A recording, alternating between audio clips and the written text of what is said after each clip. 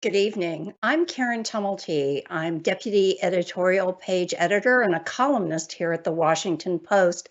And I want to thank you so much for joining us today for our conversation with CNN anchor Anderson Cooper about his amazing new book, written with Catherine Howe, called Vanderbilt: The Rise and Fall of an American Dynasty. And Anderson, I must say, this book is such a page turner.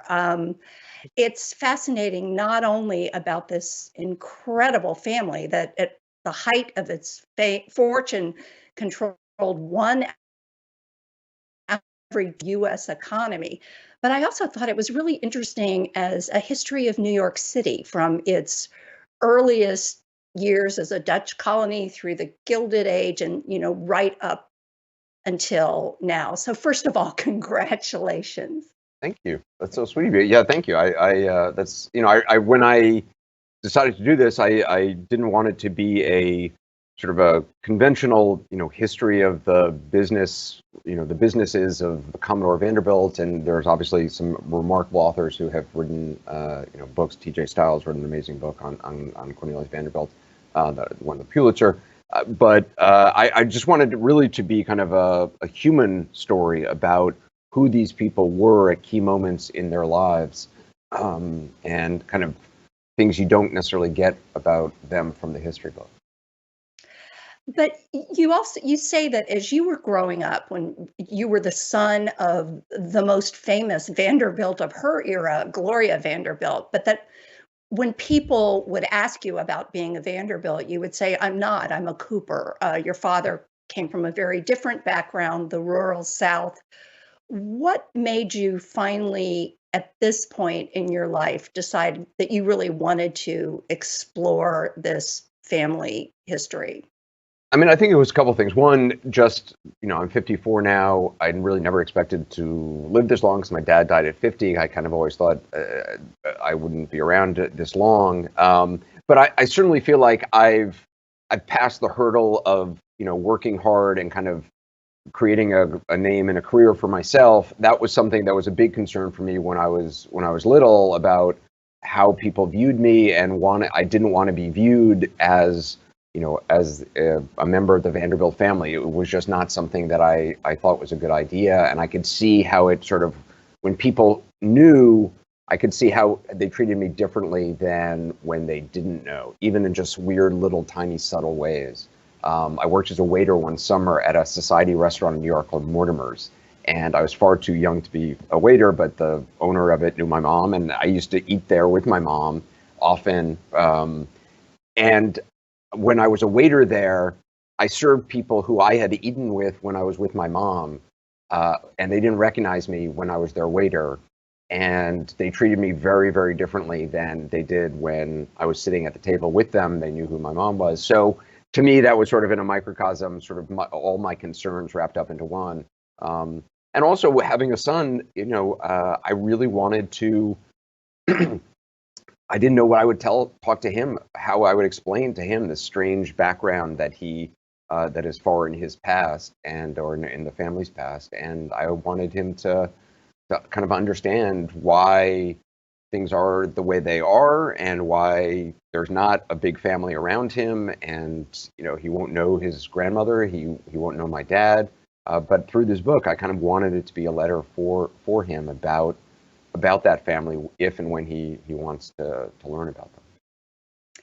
Well, one thing that is just striking, maybe shocking, is the degree to which this gigantic fortune was built up by basically two generations. The original Cornelius Vanderbilt, who began as a nearly illiterate owner of a small ferry operation off Staten Island, and his son. And then after that, everybody else goes about squandering the fortune, really putting the wretched into wretched excess. And at one point, you have a story of a ball that I guess your great great aunt threw for millions of dollars, one big party where a woman actually shows up in a ball gown that is made of dead cats. She's wearing a dead cat on her head. In fact, and I was so glad you had a picture of that in there so I could Yeah, see it. I made sure that there would be a picture of that because you have to sort of see it to believe it. You know, it was funny that the cat costume, when I was talking to other authors about doing a book with another author, because I'd never done a history book, I decided I would write this with somebody else, who could sort of help me learn this whole process. And it's a very different way of writing than normal for me. With the Catherine Howe, I knew instantly she was the one to work with. When the first time I met with her, like one of the first things she said to me is, "Did you know about the cat costume at the Alva's ball in 1893 or whatever it was?" And I thought, this is the person. Like the fact that she zeroed in on that detail, she gets it right away. What I hope to find. But I yeah, had I mean, trouble getting past that little chapter. yeah. For those who it was, yeah, there was there literally a taxidermy cat on her head. The bodice, I believe, was made out of cat faces, and the skirts were cat tails. And she had a black choker around her neck in diamonds with the word "puss" written on it. And her name is the greatest name ever. It's Kate Fearing Strong. It was the name of the lady who did that. But yeah, you know, it's not even, you know, when you say the fortune was made by two generations, it was made by two people. I mean, it was, I mean, with a lot of work from actual people, you know, doing a lot of work, but it was the result of the obsessional nature, really, of the Commodore, who was the first one. And he dropped out of school at 11, as you said. He could, you know, barely read and write. And throughout his life, I mean, his writing was terrible. You know, he didn't read a ton. But he, you know, he would do things on the backs of notepads. That was, you know, all his dealings were kind of done, scratched on his knee, writing in the wharves of New York. At 11, he drops out of school, works for his dad on a tiny little boat, literally a shallow bottom boat, moving a few, you know, vegetables and things from Staten Island to Manhattan, and then gets into his own little boat at the age of 16 with a loan from his mom. And he's literally poling it through the water in the shallows around New York when necessary. And he builds that into a steamship empire. And then later in life, he moves on to building a railroad empire and leaves the largest fortune the world had ever seen at the time. And his son, who he had ridiculed and mocked most of his life, and only started to kind of vaguely respect him when his son tricked him in a business dealing, he's the one who inherited all the money. And he actually doubled the money. It went from $100 million to about $230 million in just 8 years, and then the son died. Well, but what gives with the rest of the generations? Because nobody seems to see themselves as caretakers of this fortune. I mean, these people found ways to spend money that are just kind of Staggering. astonishing. Yeah, I'm a big believer in the corrosive effects, the cancerous effects of that kind of money. And you know, I think obviously it's something that we as a society are, you know, everybody worships that idea and thinks that is the best thing ever, and that's the goal, to amass as much money as possible. And obviously, I'm certainly, you know, it's very nice to have, you know, a nice income and comfortable, you know, nice things and whatnot, and be able to take vacations you want to take. But what they were doing, I mean, it was you know, conspicuous consumption on a whole other level. It was taking the money that had been earned by the Commodore Vanderbilt and by his son, and I think they were born into it, and they thought it would last forever.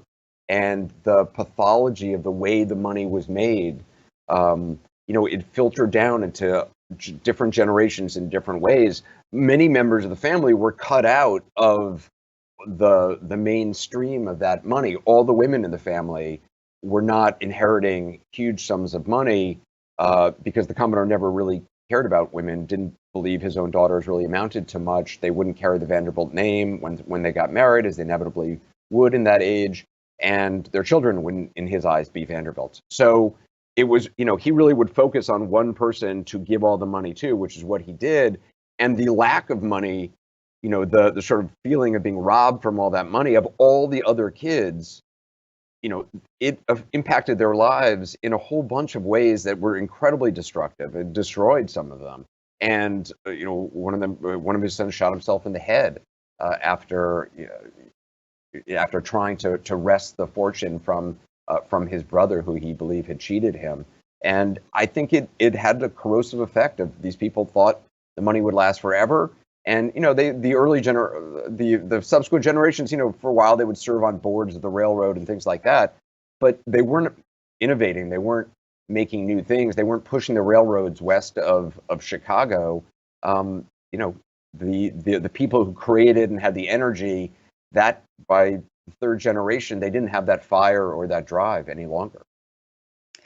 And then we come down to your mother, who begins her life as a child, becomes, through a set of circumstances that you explain in the book, does in fact inherit a chunk of his fortune, and then becomes nationally famous in what is considered the trial of the century, which is a gigantic custody fight within the family, cut for custody over her money as much as for her.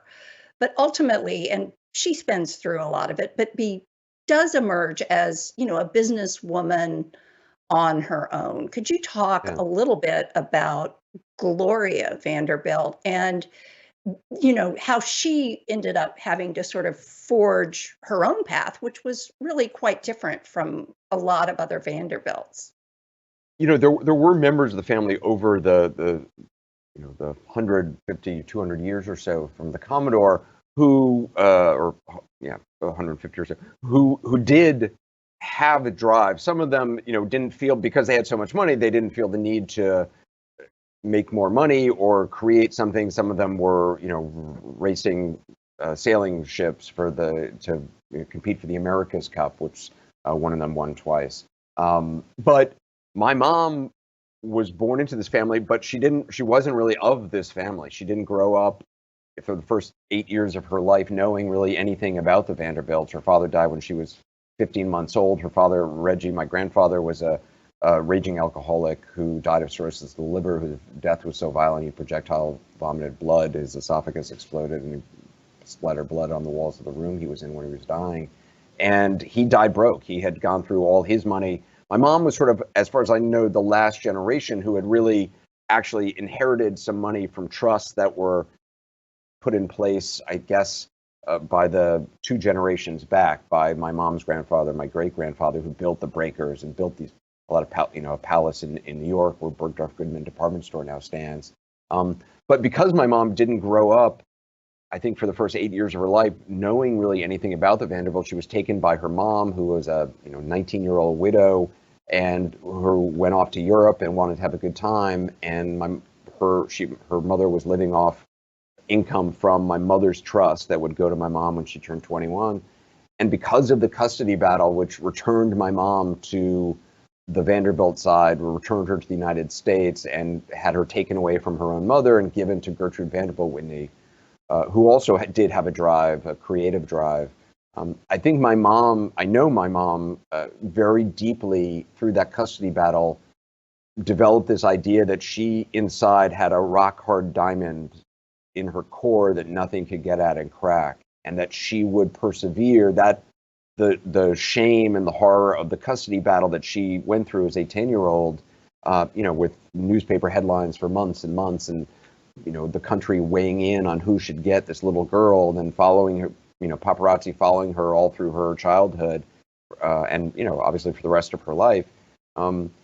She had a drive to achieve something of her own. She had a drive to make a name for herself and to find love and build a family and have successes of her own and money of her own. And I think that drive saved her. It pulled her through a lot of bad choices and people, cheating her, and it was an extraordinary accomplishment that she kind of, she was scarred by what had happened to her as a little girl, but she spent her life, rethinking that and reframing that and projecting herself forward. And that's something I inherited from her without any doubt. I mean, that example is something that's seared into me very strongly, and it's the way I sort of pattern myself as well. So I'd like to turn to one of our questions that we got from a viewer because which sort of gets to this point. This is from Liz Lauren Ozer from Maryland. And she asked, did your mom always appreciate her family's unique place in history, or was it more of an anchor that weighed her down? You write about how after she died, you actually found that she had kept a lot of the papers, a lot of the records, and that in fact helped spark your own interest. Did she Yeah. ultimately feel the that this was a burden or that this was a legacy? My mom did not feel a Vanderbilt. She felt an imposter from the time she was, from the time she really learned about the family, which was when she was removed by the courts and sent to her Aunt Gertrude, who she didn't really know. She had met her maybe a handful of times before, and she spent her teenage years up until the age of 16 or 17 in her Aunt Gertrude's compound in Long Island. uh, but she always felt an imposter, and it wasn't there wasn't when I was growing up, there wasn't a presence of a Vanderbilt family. We had cousins who lived in the Breakers, and my mom reconnected with them after a long time, and we actually stayed there once or twice. They lived on the top floor in rooms that my grandfather had lived in as a child, um, and but there wasn't a sense of, I don't think she felt a part of that legacy. I think she wanted to forge her own, and I think she had that name, so that legacy followed her wherever she went, and she certainly used that name in business, because was her name. But it was not who she was. It was not how she thought of herself. I think she saw herself very differently than perhaps those in the world who paid attention to her perhaps saw her. You mentioned the Breakers, this, famous storied palace essentially in Newport, Rhode Island. But you begin the book with the last Vanderbilt living there, essentially getting evicted from the place. Um, why did you decide to begin the book there? My cousin Gladys, who's a wonderful woman, she's been a nurse most of her life, and her mother uh, inherited the house from her grandmother, and they couldn't. Over the years, they tried to, the family, that side of the family tried to keep the house going, and they opened it up to the public, but they couldn't make it work. And so like the house in the Biltmore, the largest house in America in Biltmore in Nashville, North Carolina, that is still owned by some members of the Vanderbilt family. I don't know them, but that's the only one that's still in private hands. Most are now museums, or most of them have been torn down. But the Breakers was given to sold to the Newport Preservation Society, and Gladys's mom was allowed to live on the top floor for the rest of her life. And when she died, the Newport Preservation Society allowed Gladys and her brother Paul to continue using the apartments that they had there, and they would spend summers there as they had their entire lives. And Gladys served on advisory boards to, help preserve and raise money and things like that, and cared deeply about the house. It was more than just a museum to her. It was her home, and she is very connected to the Vanderbilt history. But at a certain point, she would raise objections or concerns about condensation on the walls, and she got into a very public spat with them about the building of a visitor welcome center and where it should be. And the Newport Preservation Society, they suddenly decided to remove her, tell her that she had to leave the house, and it didn't matter that her grandmother, actually and her grandmother, who was my grandfather's sister, had inherited the house directly from our great grandfather who built it. They kicked her out basically, and she had complained, and they kicked her out. And it was for her, it was very obviously upsetting, and I thought a poor, an unfortunate end to an incredible stewardship of that house. But to me, to me that was the only way to start the book, because to me it was really represented, sort of the reality versus what kind of people imagine perhaps the Vanderbilt fortune is of today. That actually the last Vanderbilt to live in the Breakers was had to leave. So, have you heard from those other branches of the Vanderbilts since the book has been published? Did they see it before it was Um, published? No, I sent, I talked to Gladys and I sent her a copy, and I have a cousin who I sent it to as well. Those are really the only two that I kind of know, and I don't really know. Yeah, I didn't grow up knowing a lot of family members. We would occasionally, some years we would have Thanksgiving meals at some cousins who lived in Old Westbury, Long Island, where in the house that Gertrude Vanderbilt Whitney lived, descendants of Gertrude Vanderbilt Whitney. But I think it was always very sort of. My mom had a very kind of fractured relationship with the sort of the Vanderbilt idea, and so there wasn't a lot of that growing up that Gladys and her family were the ones we were closest to.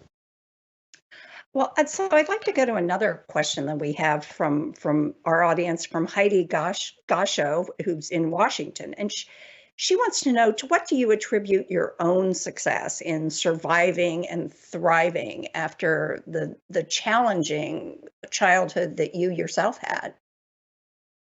Well, I mean, I appreciate the question. I first of all I obviously had an incredibly privileged childhood. My mom was Gloria Vanderbilt. My dad was, a writer who was a great parent and was very present in my brother and my life. And I lost my dad when I was early. My brother died by suicide when I was 21. He was 23. But so just in context, I consider myself having a very privileged childhood in many different ways. But I do think one of the really greatest privileges I had was that as a child, my mom and my dad included my brother and I in on everything. And if there were, if Charlie Chaplin was coming over to the house, we were there to greet him and be there, over dinner and sit with him, or Truman Capote, and we were expected to, know who he is and be able to make conversation, and that's something that occurred our entire childhoods, and it gave me a sense of worth, and a sense that I may be a kid, but I have some value and some interest, and my opinions matter just like any of these other people's opinions, and that gave me a certain confidence I think I wouldn't have otherwise had. And I think my mom's example of work and pouring yourself into pushing forward through things, I took a lot away from that, and I studied that very closely. And it comes at a cost, and it came for a great, in some ways it came at a great cost for her, but it's something that's been valuable to me, getting through a lot of the sadness that I've experienced, particularly when I was younger. You also write that you never doubted the fact that your mother loved you, that she was devoted to you, which I think would be something that a lot of other Vanderbilts maybe wouldn't have felt about their own place Yeah, in the family. yeah. I mean, you look at it's incredible. My mom's parents, again, my mom was born in 1924, but my mom was born and her parents left for a 6-month trip to Europe right after she was born, and left her behind with the nanny and my mom's grandmother on the maternal side. So I mean, which is just kind of unthinkable now. It's sort of, one can't imagine having a child and then leaving that child for the first 6 months of its life, as if the first 6 months don't really matter that much. But so it was certainly a different time of the way many, I think, of people in that generation were raised and were treated.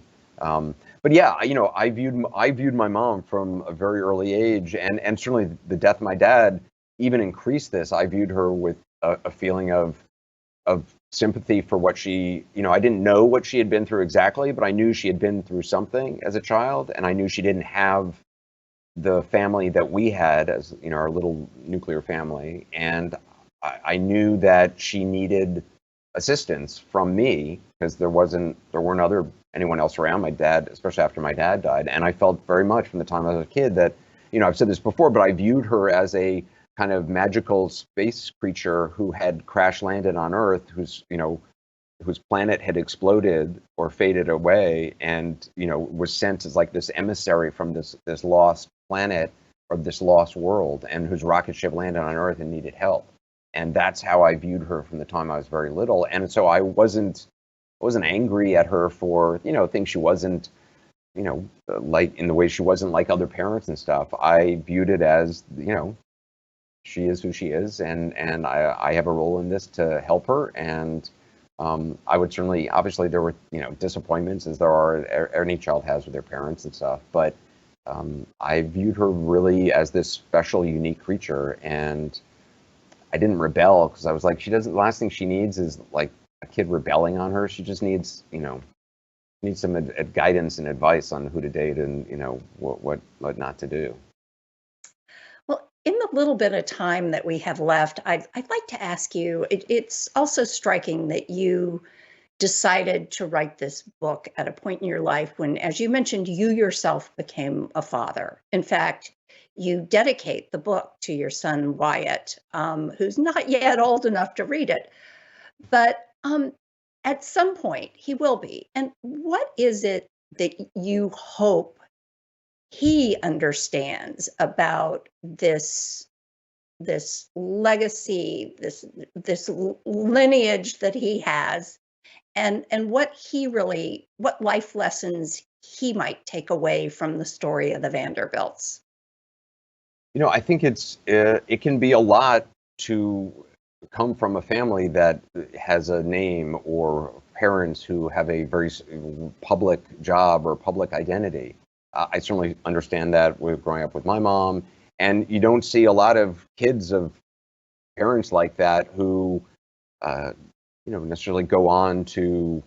There's a lot of pitfalls and there's a lot of potential pitfalls, and I think it's important from a young age to be aware of, to not think that you are in some way entitled to something, or that there is some kind of cushion for you to I don't know. I'm not sure I even know how to put it into words exactly, but I feel like had I not known from a very early age that the idea of the Vanderbilts is something from the past, and it's like shadows and fog, and it didn't. I knew from a very early age it doesn't have any bearing on my family and what's going to happen down the road to me. There's no inheritance, there's no trust, there's no trust fund or anything like that. And my parents made me aware of that very early on, and I'm really glad they did. And even if there had been, I'm very glad that that there wasn't, and I'm very glad that even if there had been, I don't think my dad would have, allowed me to have it. I think he would have, I don't know, given it away or something, because I don't think it's healthy for a kid growing up in that environment to see the things around them and feel like, oh, this is me and I'm always going to have this. I don't think that's the path of a healthy, setting you out on a healthy path and seeing yourself in a healthy way as part of a larger community. I think people grew up in the Depression, had a certain depression. Oftentimes it had deep impacts on how they lived the rest of their life, and that's very much the case. How I was raised and what I saw growing up, it had a deep impact on what the choices I made, and I made conscious choices of, I'm a Cooper. I'm not going for, when I looked as a little kid, and I did, at these models, the little bit I knew of the Vanderbilts and the Coopers, I went with the Coopers because I thought that's going to end up healthier down the road for me. And nobody ever, my parents didn't say anything about that. My mom never said anything like that, but I saw how my mom was living her life, and she certainly had a lot of, beautiful apartments, and she cared a lot about decoration and her surroundings and creating beauty. But I saw what was really important to her, which was family and friends, and making something, creating something, and understanding something, and creating something that gave voice to something within you. And I think for me, that's what I would hope to kind of pass on to Wyatt, without maybe the constant redecoration in the house, and maybe a little more stability. That's what I'm going for. You're never going to hit him up for money to buy screens. Anyway, Anderson, I still have those screens, by the way. They're in my basement. It's been such a joy to talk to you about this really fascinating book. So thank you so much for being with us today. Well, I'm such a fan of yours, and I really appreciate, we've known each other a little bit over the years, and I appreciate all your writings. And when I heard you were able to do this, I was really, really thrilled. So thank you. Thank you. And we'd also like to thank you for joining us today here at Washington Post Live. You can always go to WashingtonPostLive.com to see the fascinating programming that we have coming up, because we've always got something really interesting. Thanks a lot.